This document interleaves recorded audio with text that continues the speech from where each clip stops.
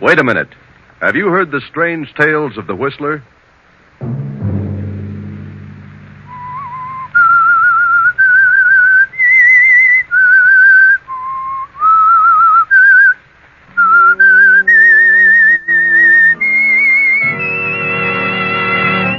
I'm the Whistler.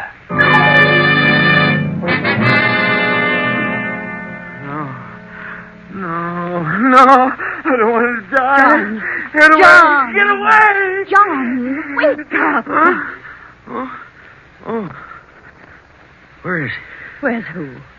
That man. Oh, you've been having a nightmare, John. Huh? Oh, good heavens, Clara. It was awful. I dreamed there was a man in this room, and he stood right over me. And he said I was going to die. I was going to be murdered within 48 hours. Sunday night, and again CBS presents The Whistler.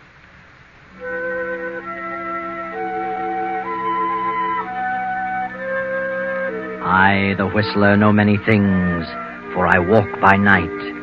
I know many strange tales, many secrets hidden in the hearts of men and women who have stepped into the shadows. I know the nameless terrors of which they dare not speak, and so I tell you tonight the strange story, Death Comes at Midnight. John Prentice is a manufacturer, a very busy man who needs his rest. But John had a frightful dream.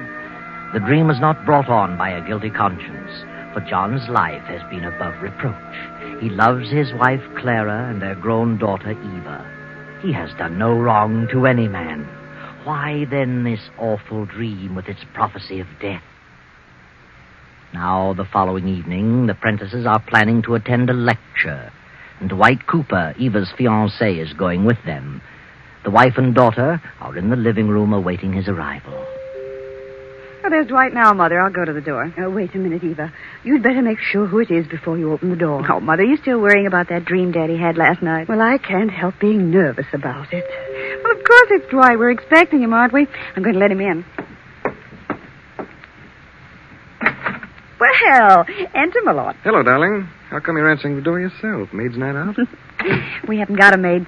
She went to work in a war plant. Well, good for her. We're going to do without a maid for the duration. That's the spirit. Good evening, Miss Prentice. Good evening, Dwight. Now, you see, Mother, it wasn't a big bad wolf after all. Not this time. But we'd better be careful, Eva. Well, what's this about a big bad wolf? Seems that Mother believes in dreams, Dwight.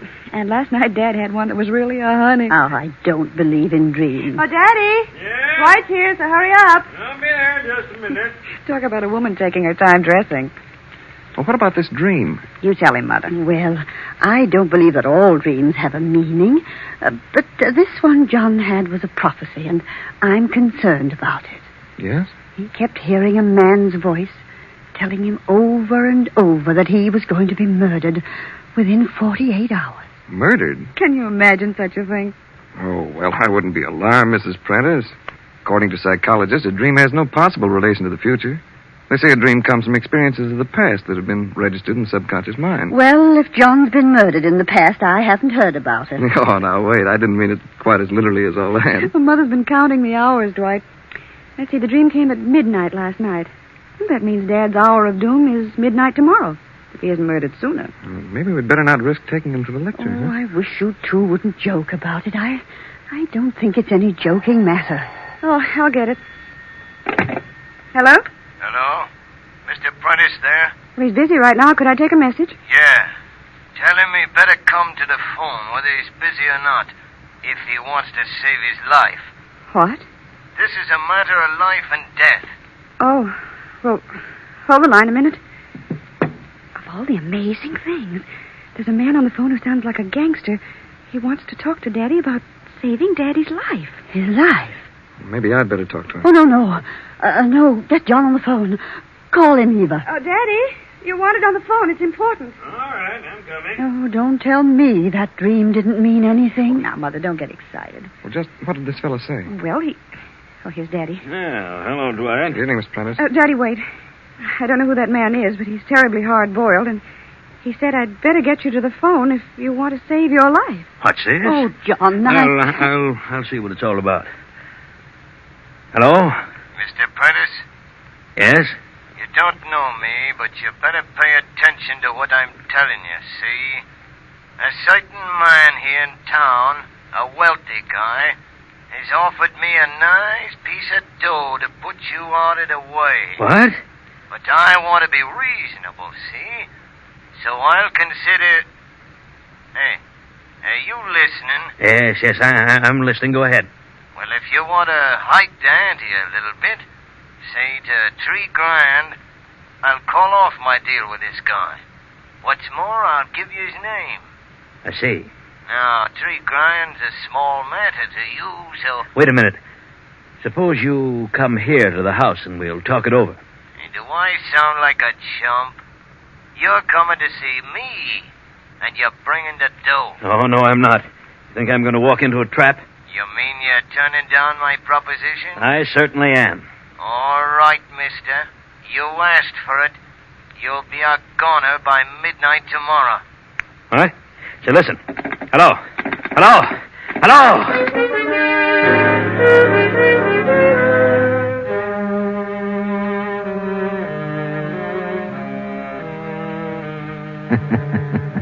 Midnight tomorrow.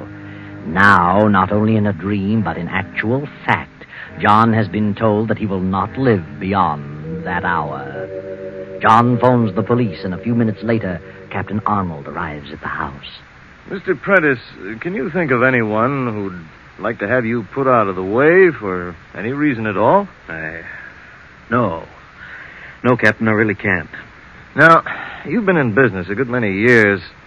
How about your business rivals? Well, of course, I've made a certain amount of enemies, of course, but Yeah.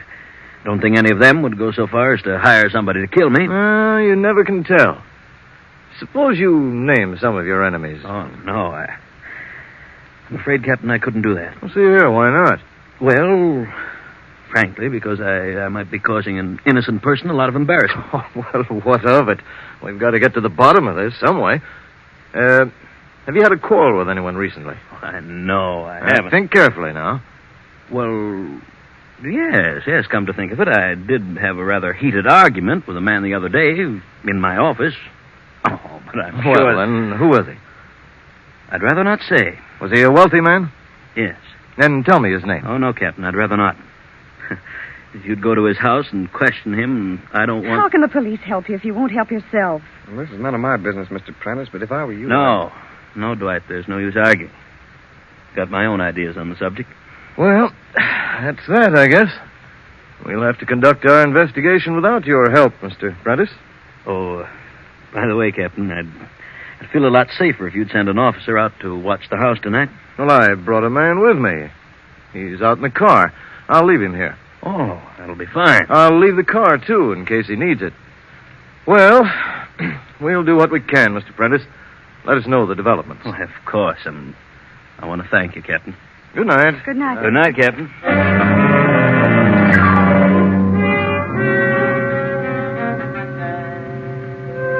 So John is unwilling to give the name of the man with whom he quarreled.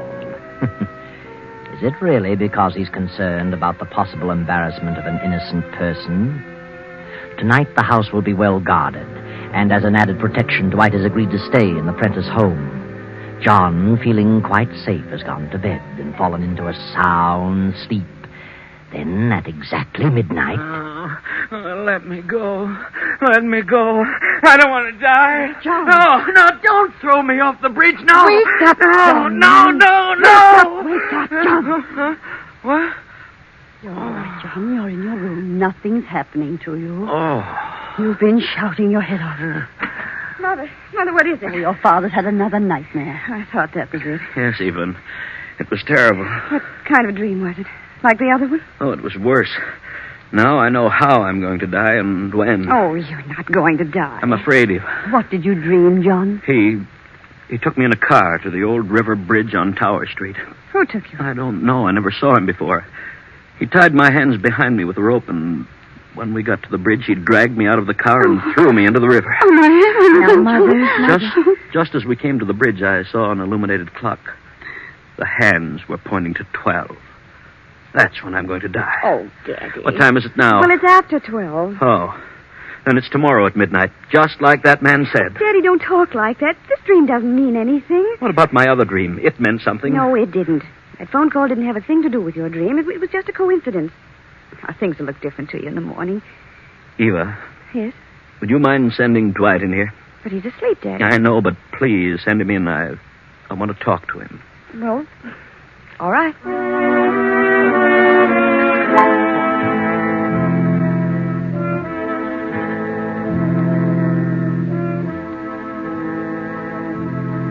Sit down, Dwight. They told me about the dream, Mr. Prentice, but I wouldn't let it bother me if I were you. I can't help being bothered. The dream was so vivid, Dwight, and it fits in so perfectly with what's happening in real life. Yes, I'll admit that's rather strange. The reason I sent for you, well, if anything should happen to me, I want you to sort of take charge of things for Clara and Eva. How do you mean? I've made a will that takes care of my property, but there's my life insurance. It amounts to $100,000, and the money will have to be invested. I see. Who's the insurance payable to? Clara, but of course she knows nothing about investments. You advise her, will you, Dwight? I've got faith in your judgment. Yes. I'll be glad to help in any way I can. Come to think of it, I owe a payment on that policy right now. But the grace period isn't up for a couple of days yet. I'll make the payment if I'm still alive. Oh, I have an idea you'll be alive, all right. But as you say, if anything should happen, I'll be glad to advise Mrs. Prentice. Oh, I knew you would, Dwight. And thanks.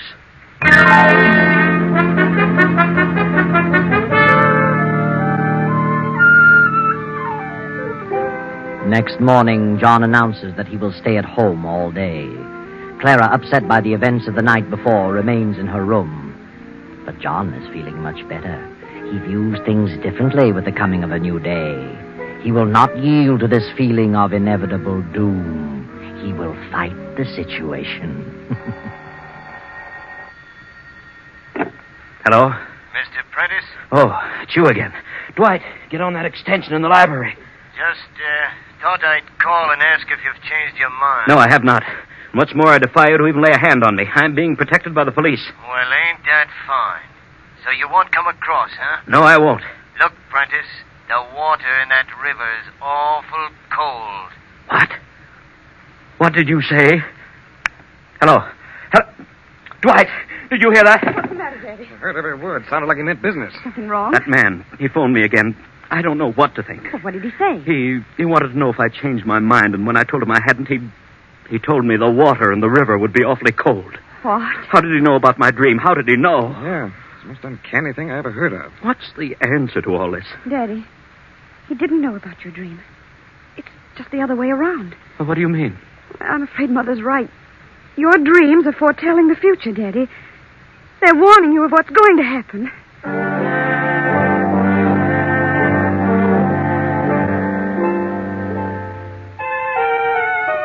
And now John's spirits are crushed again.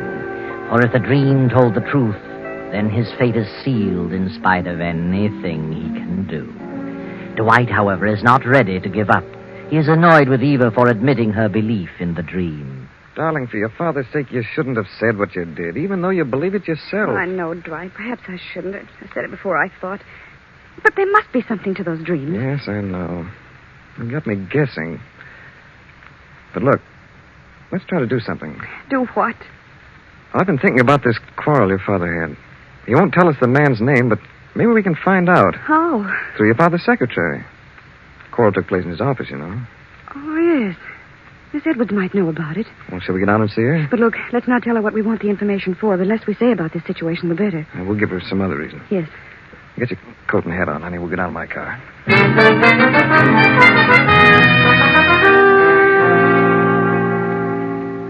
Miss Edwards, this is Mr. Cooper, my fiancé. How do you do? Miss Edwards? We'd like to ask you a few questions if you can spare us a few moments. Why, yes, of course. My father isn't feeling very well today, and that's why he didn't come down. You see, we've learned that he's rather upset about a heated argument he had recently with some wealthy man here at the office. Argument? Daddy won't talk about it. He hasn't even mentioned the man's name, but it's quite necessary that we find out all we can about it. And if you'll tell us who the man was, we'll treat the matter in confidence. But, I don't know of any fuss your father had, Miss Prentice. He's quite an even-tempered man. Yes? Are you sure you don't remember? Very well. There was an argument. I couldn't hear what was being said. They were in your father's private office, but I did hear your father talking quite angrily with Mr. Reeves. Who's he? Milton Reeves. He's been in several big deals with Mr. Prentice. Oh. Couldn't you hear anything that was being said? No, just their loud voices. Mr. Reeves was angry, too, but I really couldn't make out what they said. No? Well, at any rate, we've got something to go on, Eva. Yes. I think we'd better have a talk with Mr. Reeves. Thank you, Miss Edwards. You won't tell Mr. Prentice that I said anything, will you? Or Mr. Reeves either? Oh, no. You can depend on that.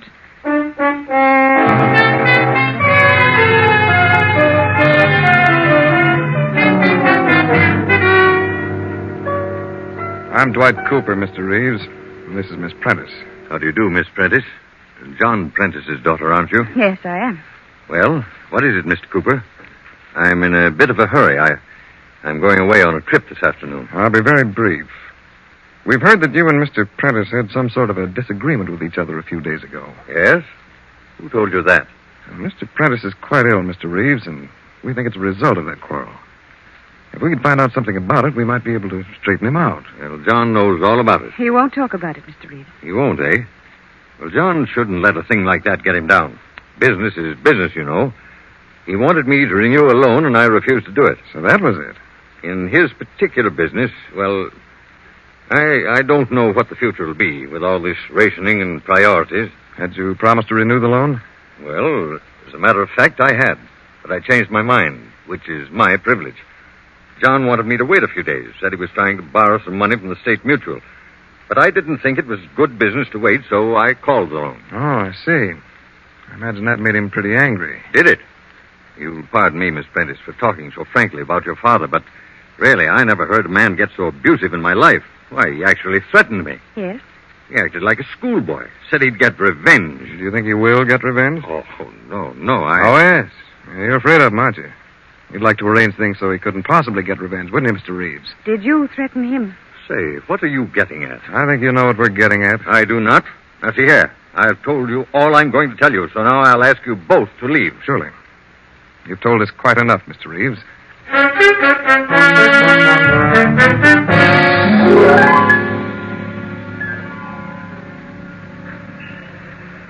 Dwight, hadn't we better go to the police station and tell Captain Arnold? No, darling, not yet.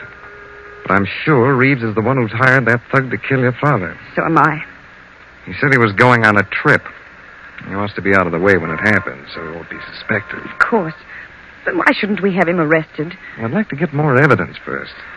I want to find out more about that loan. Who do you think could tell me? Well, Mr. McAdams ought to be able to tell you. He's the treasurer of Daddy's firm. All right, I'll go see him. Look, honey, suppose you take a taxi and go on home. See how things are getting along. Oh, Dwight, Please, honey, I may have to do some running around. Look, don't tell your father about this. Oh, no. All right, Dwight. But don't be gone too long. I won't tell him.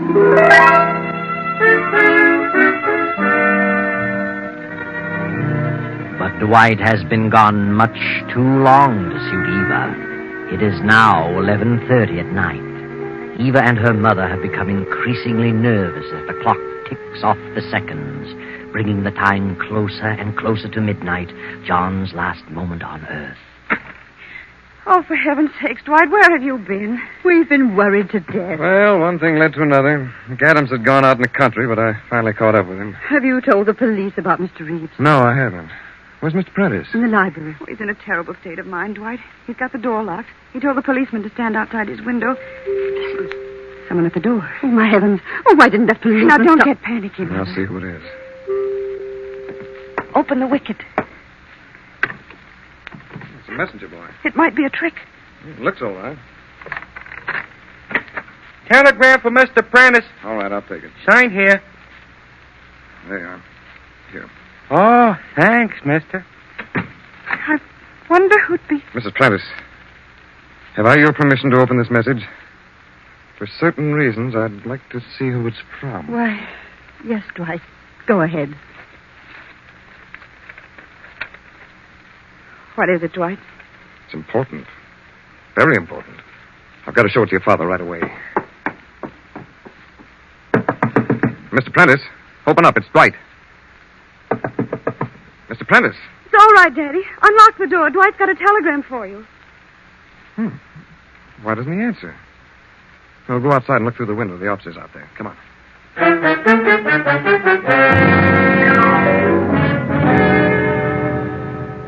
Where is that officer, Eva? I don't see him. I don't know, Dwight. Daddy told him to stay right here by the window. Eva, look. The window's wide open. What? What's that? Oh, my heavens. There's the policeman on the ground. Something's happened to him. He's hurt. Officer! Officer! He's coming around. What happened? I seen a car drive up in the alley. Oh. A light-colored sedan. And just as I started to investigate, somebody slugs me in the back of the head. That's all I remember. And they've got him. They've got Daddy. Darling, I'm going after that sedan. How do you know where it went? I'll find it. I'll drive to the Tower Street Bridge. I'm going with you. No, you stay here, Eva.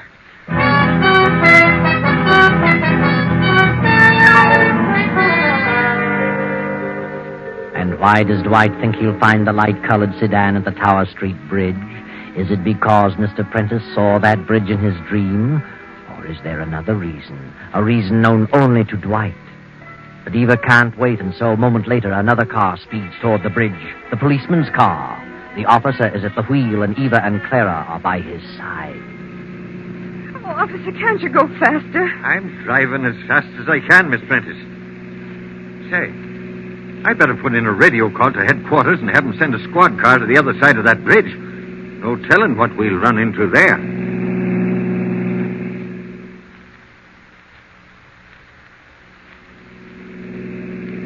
There's the bridge right ahead, officer. And there's the clock. What clock? The one Daddy saw in his dream. And look, it's midnight. I don't know nothing about the dream, Miss Prentice. All I see a car out on the bridge. You see it? That's the baby. That's the one I saw at the house. Where's Dwight's car? Dwight's car isn't there. He must have got lost. Say, we'd better watch our step. The squad car ain't come to the other end yet. Oh, hurry, officer. Now, don't you get out of the car. You stay here. I'll see what's going on. Yes, but hurry.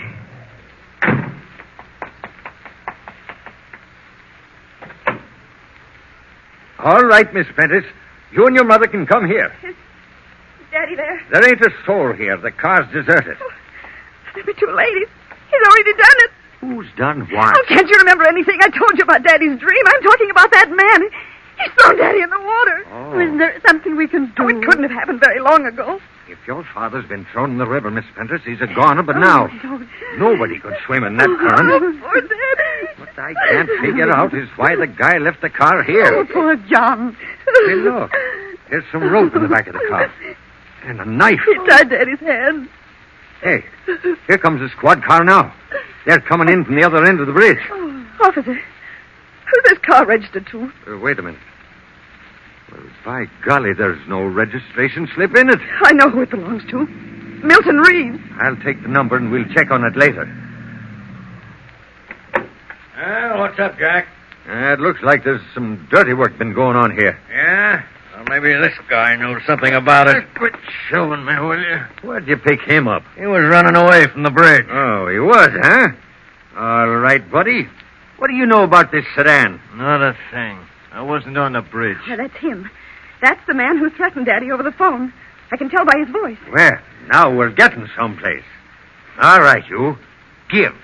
Where's Mr. Prentice? I don't know what you're talking about. You threw him into the river, didn't you? No. You're a liar.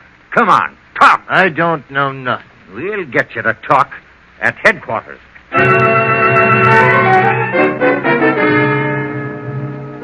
A few minutes later, and the river is being dragged for Prentice's body. But what has become of Dwight? He hasn't been seen since he drove away toward the bridge. The two heartbroken women return home to wait for the sad news. They step into the house, and Mrs. Prentice breaks into a sob. Oh, come, Mother. You must try to get hold of yourself. We must try to be brave. Oh, I know, dear. I know. What has become of Dwight? Oh, I don't know what on earth could have happened to him. Eva, darling. Dwight, what are you doing there in the library? We thought you'd run out on us. Well, I haven't been here long. Oh, Dwight, it's terrible. I never dreamed such a thing was going to happen. No, just be patient, darling, and I'll tell you everything. I told you I finally saw McAdams. Yes? Well, the story about the loan was a lot worse than we thought.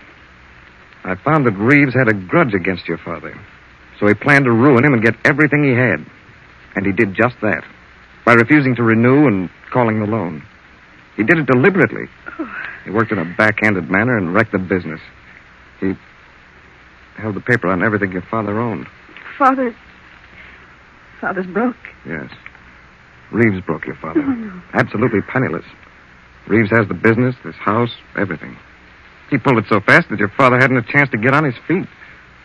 When I found that out, I suspected the truth, but I wasn't sure till I got to that bridge. The truth? Then you did go to the bridge. I did. And I got there just in time to prevent the tragedy. I pulled your father into my car by force, turned around on the bridge, and came back here. What do you say? He isn't dead. No, he's here, in the library. Oh, heaven. John. No, just a minute, please. I'll bring him in. Come in, Miss Prentice. Oh, Father, thank heaven you're safe. John, what happened? I know how you feel, Mr. Prentice, but you'd better tell him. Yes, Dwight, I will. Well, you see, my dears, I just couldn't bear the thought of my wife and daughter suffering poverty. The only thing I had left was that insurance policy, and it would have lapsed in another day. I had to think fast. John, you don't If mean... I'd commit suicide while the policy was in effect, you'd get $100,000. But I wanted to spare you the disgrace of a suicide, so I decided to kill myself and make it appear as though I'd been murdered. Then, as I developed the plan, I got an inspiration. Why not hang the murder on Reeves, the man who had deliberately ruined me? That would be my revenge. Well, now you know the whole story.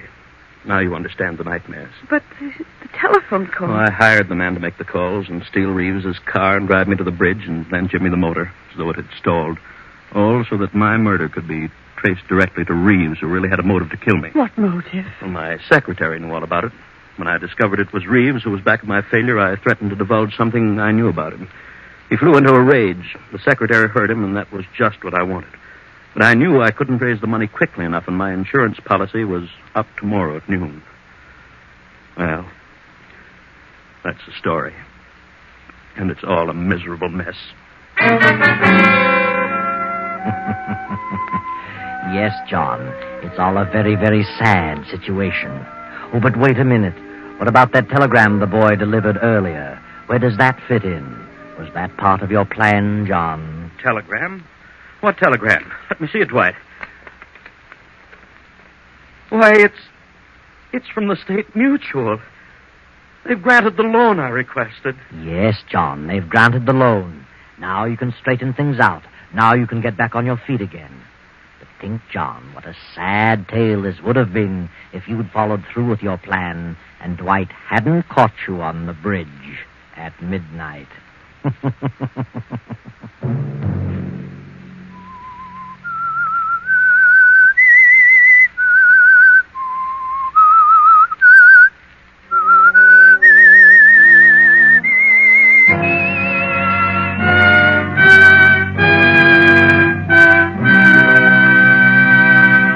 CBS has presented The Whistler.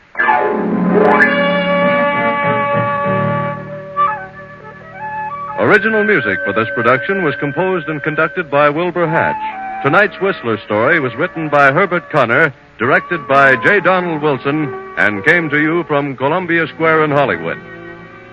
Next Sunday, 9:15... I, the Whistler, will return to tell you another unusual tale. Good night. This is the Columbia Broadcasting System.